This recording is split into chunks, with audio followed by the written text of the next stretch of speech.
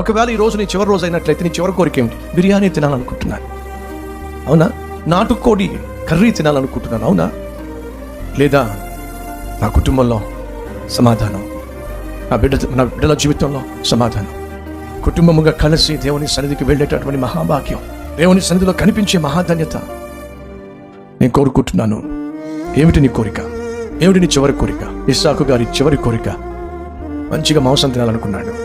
ఇద్దరు బిడ్డల మధ్య సఖ్యత సమాధానం లేనప్పుడు కుమారులతో సమస్య, ఆ సమస్యను తీర్చకుండానే ఇస్సాకు లోకయాత్ర ముగించాడు. బిడ్డల జీవితాల్లో సమస్యలకు కారణాలై, బిడ్డల జీవితాల్లో అసమాధానానికి, అశాంతికి కారణాలై కన్నుమూసి వాళ్ళు అలాగే ఒకరి మీద ఒకరు ద్వేషాన్ని, కోపాన్ని, ఆవేశాన్ని, పగ పెంచేసుకొని అలాగే వారి జీవితాలు కొనసాగించేటటువంటి భయంకరమైన భవిష్యత్తును వాళ్ళకి ఇచ్చి వెళ్ళిపోతారా? లేకపోతే మీరు సజీవంగా ఉన్నప్పుడే కుటుంబంలో సఖ్యత, సమాధానం, సంతోషం చూసి ఈ లోకయాత్ర ముగిస్తారా? ఏం చేయబోతున్నాను ఒకసారి ఆలోచించండి.